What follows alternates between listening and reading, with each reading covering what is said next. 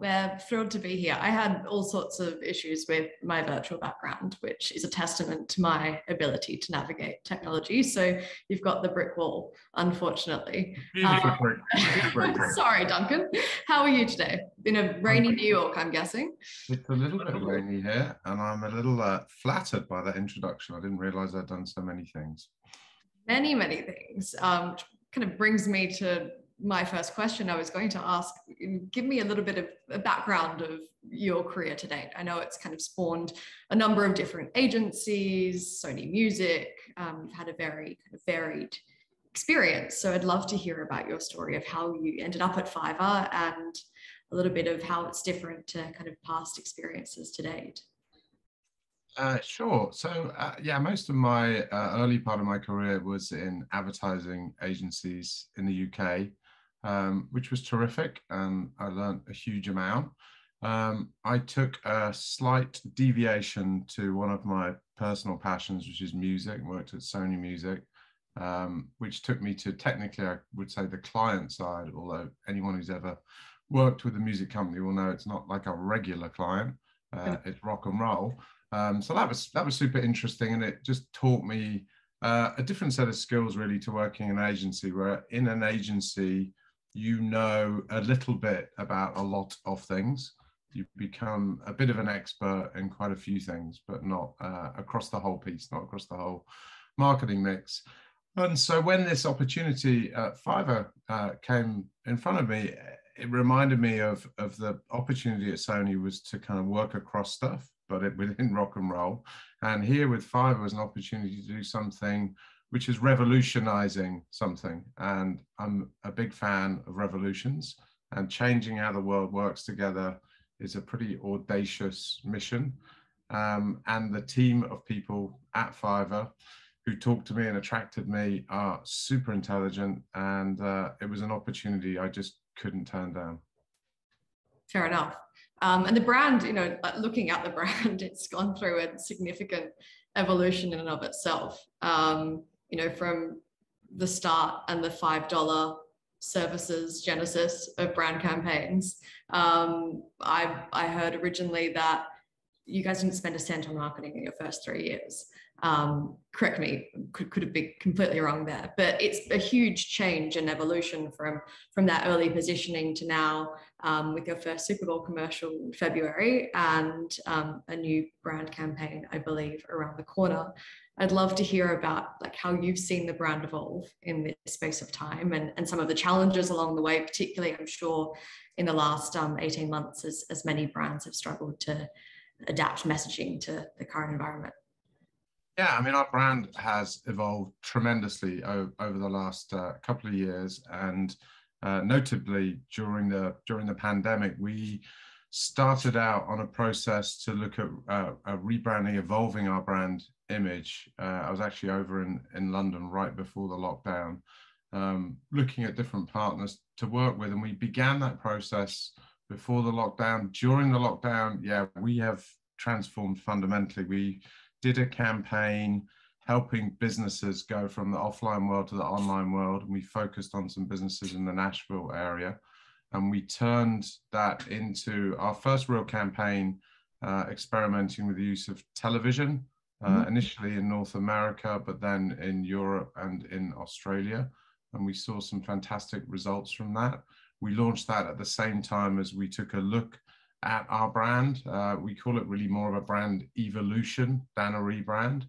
And we wanted to hold on to the essence of the original Fiverr brand, but show how the company has matured over the time that we went from our origins to what we are now, which is a brand that's revolutionizing work across the world. So we created a new logo, we broadened our color palette, we have a bold two typeface typographic system, and the new visual identity really celebrates creativity, energy, and determination of our entire Fiverr community. And true to form, we placed our community right at the heart of both the new ad campaign and embedded the imagery to support our brand evolution.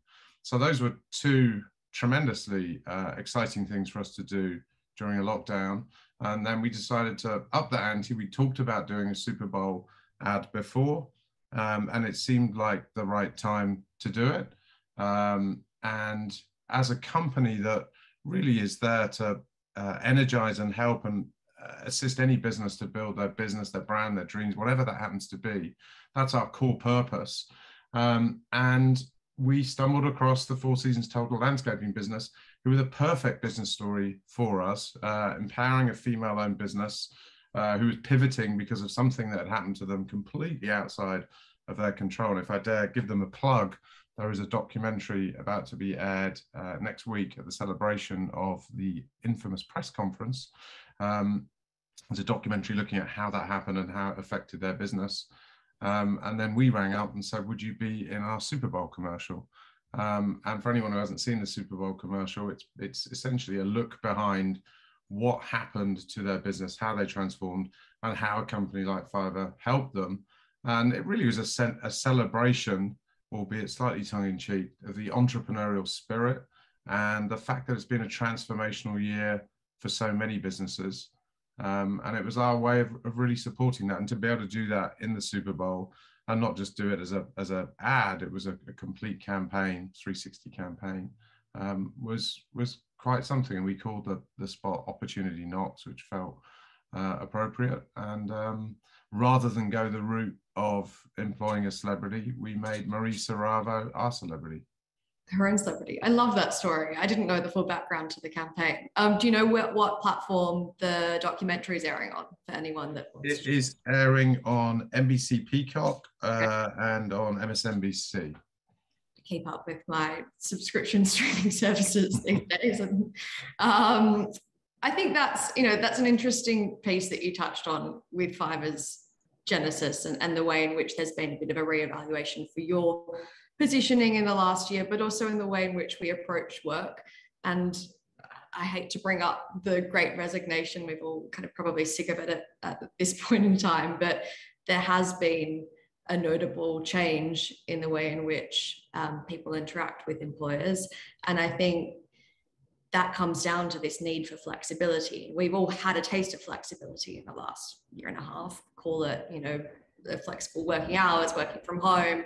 But I think missing from that narrative around resignation is this kind of real empowerment amongst kind of workers and the freelance population, which Fiverr's always understood. So, no better time for your brand to be speaking at this moment in time.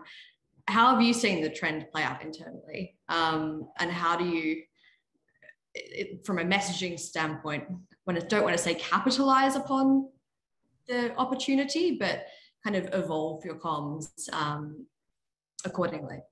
I think that's a really good way of putting it. We're not trying to capitalize on things.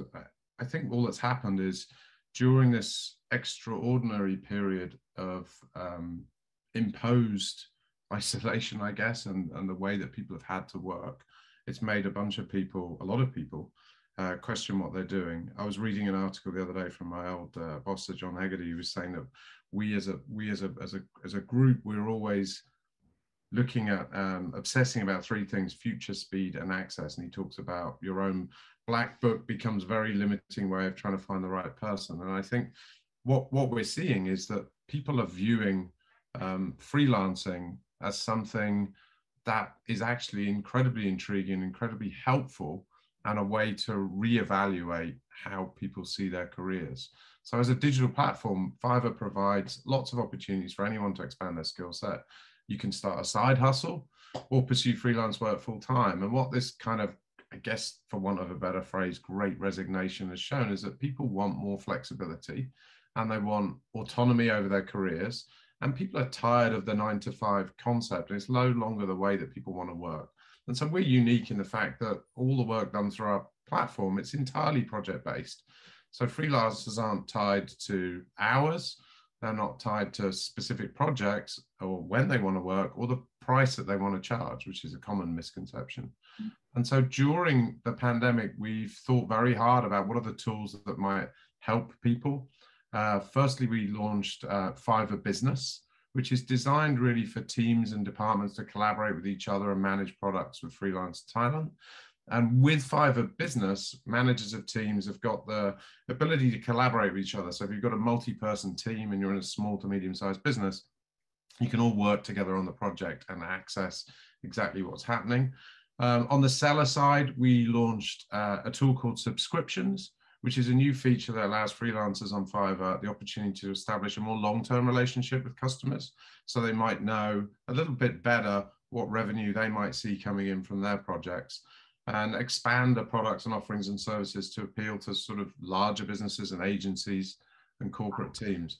So I think you had a great phrase, I think, in the way you asked the question, which is not about capitalizing, but it's about helping. Before the pandemic, we saw this, and we do tons of research, and we can see that there are increasingly large numbers of people who want to have more flexibility in their work, who want to make the decisions for themselves. And our platform is there to really help and to enable. And it's kind of really, it's a slightly corny phrase, the future of work, but it really is the future of work, which is a different way of thinking about how you might go about planning your own career in a way that isn't just tied to one organization or one approach. Yeah, certainly. How have you seen working environments change internally at Fiverr?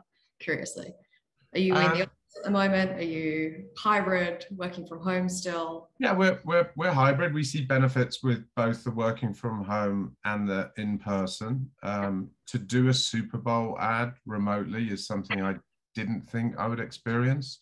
There were some advantages. You know, we were shooting in Mexico City, and the technology that we had allowed us to look right down the lens and be able to talk to the director as it was happening. So in a way, a bit like our platform, we're bringing that experience through technology really close. We do believe that there's, you know, a lot of advantages to in-person, but there's some great advantages to working from home. So yeah, we're following a hybrid approach right now. And I think, like most businesses, what we're trying to do is learn what are the advantages and what are the disadvantages. There's no real right way. We're all discovering the new ways of working. Yeah, absolutely. And you mentioned that the kind of the client set that you guys work, obviously it's a two-sided platform, but from the corporate standpoint, it's expanding. So, you know, Genesis, small to medium-sized businesses, Fiverr work with a lot. Now that's expanding to kind of larger corporations, and you know, coming from a particularly large corporation in WPP, how have you seen kind of that evolve in the process, and working with those kind of larger customer sets that might not be as kind of used to working with freelance talent on such a broad scale enterprise level?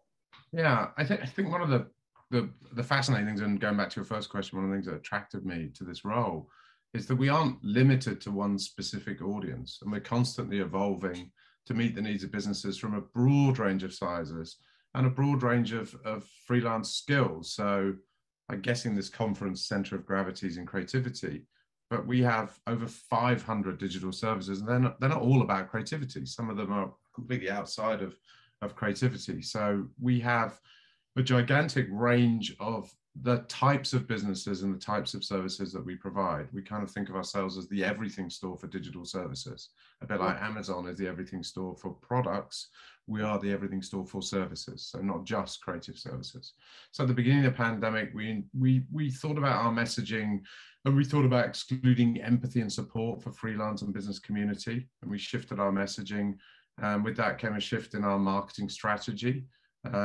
We shifted from, you know, out of home tactics to being more digital, investing in podcasts and pivoting. And our messaging, we're constantly trying to make tweaks to understand the current climate. And, you know, we're super excited that we can scale up and we can scale down, but we're trying to make our messaging inclusive for all sizes of businesses. And when it comes to the much bigger businesses, our data shows us that many of the top big companies in the world are using Fiverr, and they're using Fiverr, I imagine, as a blend to, as John Hegarty was talking about with your black book. Your black book can only take you so far. Yeah. And so what we've done is removed place and even time as an issue in thinking about how you can get talent. I mean, it's sounding a bit like quantum physics now, but it really is. Wherever you want in the world, whenever you want, you can access talent. And having spent much of my career panicking to try and get a new business pitch, panicking that nobody's checked the deck. Have we got the right slides? Do we know what we're saying? Is it too long? That you never really have enough hands. And then meantime, your competitors are stealing your existing clients because you're taking all of your talent away from the person that you're trying to impress tomorrow, who you desperately want to work with, Coca-Cola, Nike, whoever it is.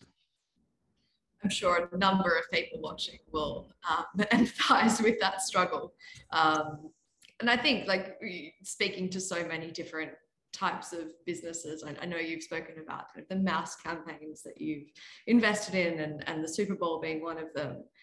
I would also imagine that there's an element of personalization, kind of like the other side of your comms, that's needed. How do you approach that kind of mix from a comms strategy, straddling the bigger brand messaging from the personalization necessary to target freelancers across 500 different categories, and small businesses and large corps? We're an extremely data-driven company, and we use performance marketing extensively. And so through our use of performance marketing, we've become very, very good at being able to target and test and constantly A/B test messages against different target audiences, against different offerings. And obviously we have so many offerings that if we tried to do everything, then nothing would be important. So we do have to have focus. We know that certain aspects of our offering generate more of a kind of a click through and an experimentation with our platform. And we know that other messaging is much more at the top of the funnel, which is about awareness and consideration and brand image. So we're constantly testing up and down that funnel and personalizing those messages, personalizing them not just within the type of category and the type of media, but in the type of country. So for example, the messaging we target in Germany is quite different to the messaging that works really well in Australia. And there are macro factors that affect that, which are sort of beyond just our brand and marketing strategy, but are cultural, about how people in those countries feel about freelance, how they feel about using outside organizations. And there's, you know, it's fascinating seeing the different results, and there are patterns that emerge, which you can apply from one country to another, and then from one category to another. So it's keeping that balance of the big picture of awareness and consideration, and then the conversion piece, and thinking about how we target and who we target, and always keeping in the back of our mind that our purpose is to help everyone build their business brand or dream. And so it's not so much about capitalizing, but enabling and allowing people to experience something that, a bit like when you first experience Amazon, it really can liberate your thinking about ways in which you can access services that you need. I love that shift from kind of empowering. I think that's really interesting from a talent perspective. And look, I think a lot of brands are in a similar situation where that kind of always on messaging and the testing piece is so critical, but particularly hard in your case when you're across 160 markets and however many different content verticals as well. Yeah, I mean, it's challenging, but it's super exciting because it's true. You get to see a dashboard of why is this working here and why isn't it working there? What if we try it the other way around? You are constantly learning, and I think that one of the great things of a company like ours is it attracts people who have extremely curious and innovative minds, rather than here's how marketing works, do this, done, now what? But is there ever a playbook to how marketing works? Is there ever? That's the interesting part of our jobs, is that no 2 days are the same. I think years ago there was more of a playbook than there is now. I think the old days of TV, out of home radio, and press and magazines, I think is just so different to where we're at now. And some people find it liberating. I certainly do. It's super exciting. Other people complain that it was better in the good old days. Less to think about, less to worry about. How many internally do you have in your marketing department at Fiverr, out of interest? How many do we have? We have enough. Enough. We have lots of people, lots of smart brains. But I feel like everyone in our company, and I mean everyone, is in some way a marketing expert, because we approach it with a very open mindset of, you don't just have to have the job title, to be good at marketing. Mm-hmm. So we have some really smart people who are constantly coming up with ideas from things like hackathons, which can be applied to marketing. They might just use slightly different language to someone who's trained in marketing. So I kind of feel everybody in the company is in marketing. And I know that that might be to agency people who, you know, a creative idea can come from anywhere. Yeah, right. In a company like ours, it really is throughout the organization. No, I completely agree with that. Someone once said to me, like, to succeed in this industry, you need to be interested and interesting and always have a curious mind. And it sounds like that's culturally something that you guys embrace at Fiverr.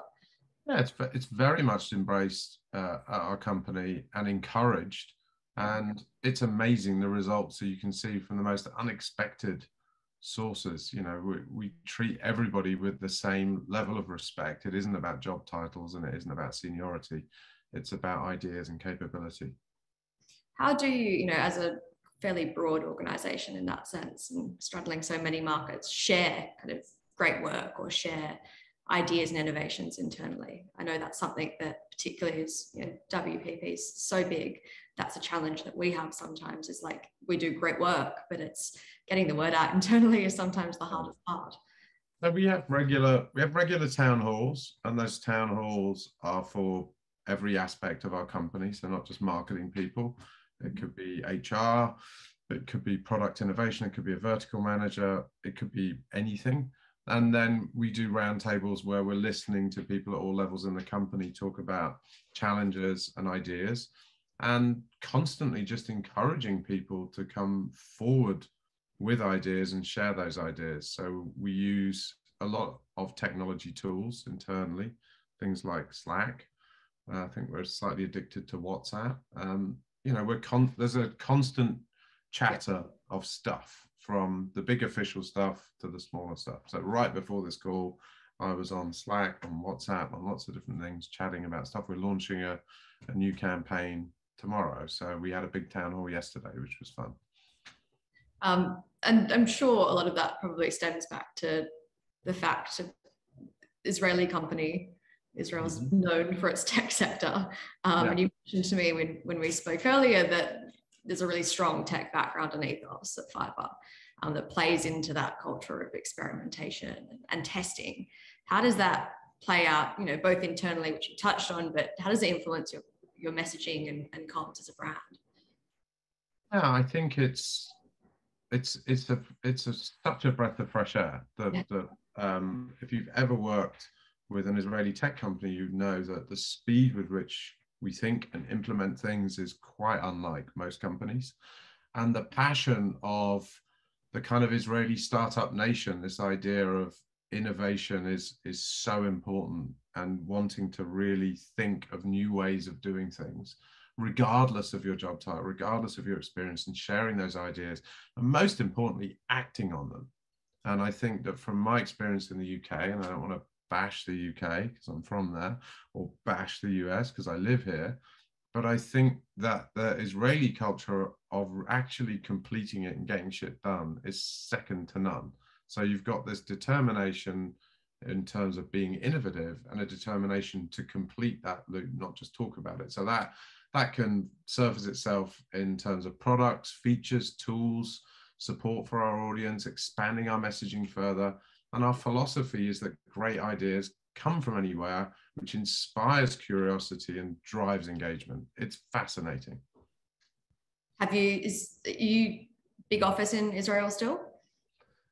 We have offices all over the world.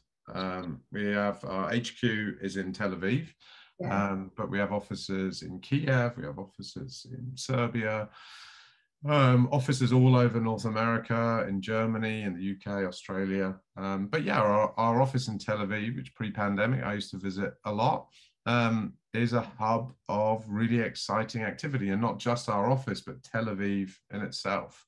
There really is an amazing culture. Like our head of design, Nadav, also is a lecturer in design in Tel Aviv. So as you walk around Tel Aviv, half the people are running up and saying hi.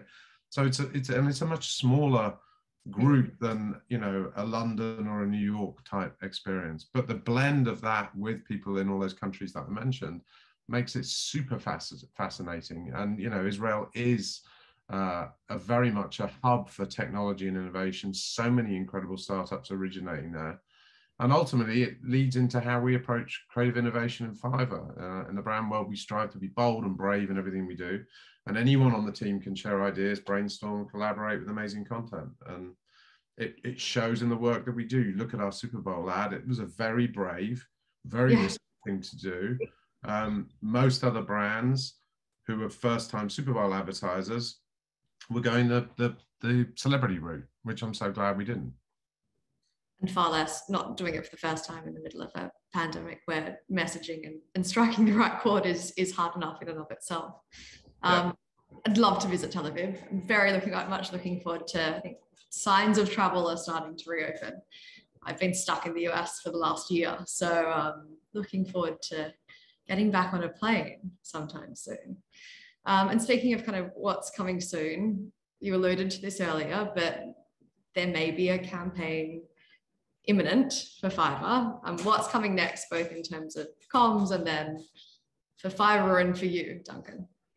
So you're right. We are launching a new 360 campaign tomorrow, 8 a.m. Eastern Standard Time.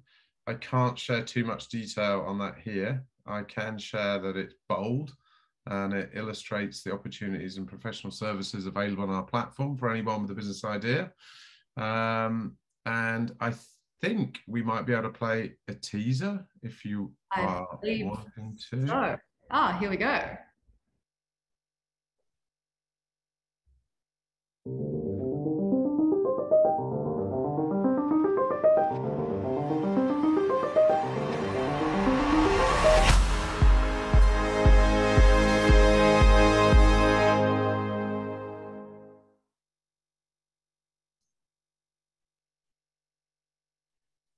Ooh, very exciting. So when is that tomorrow? Tomorrow 8 a.m. 8 a.m. Eastern Standard Time going live. We've been pushing the teaser message for the last couple of days on our social channels and paid channels, and we're getting a lot of engagement around it, particularly on LinkedIn and on Instagram and also on Facebook. And yeah, I don't want to reveal any more than the tease. We will stay tuned tomorrow. Well, I think that's almost all of our questions. Is there anything else that you'd wanted to touch on, Duncan, that we missed? No, I think you've covered. I think you've covered everything. I got some additional questions which we didn't cover about if you had to work in any other company, who would it be?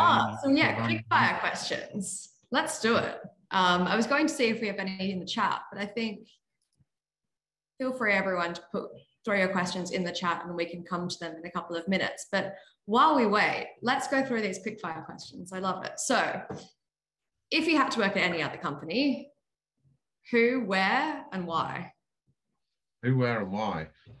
It would be my own record store, and it would be in New York City. And why? Because I'm a obsessive record collector, and I've worked in record stores. I've never owned one, and I just feel slightly weirdly that at this point in my life, everybody seems to be into records when I've been collecting them since I was about 5 years old. And I'd love to have a record store. It couldn't be any more different from working at a tech company. It's as analog as you get. Probably do very well at the moment. I always walk past one in Soho on Thompson. I want to say it's Thompson or Sullivan. I know the one, yeah. Round. Generation Records. Yeah, Generation Records, exactly. It's round, which is nice to see.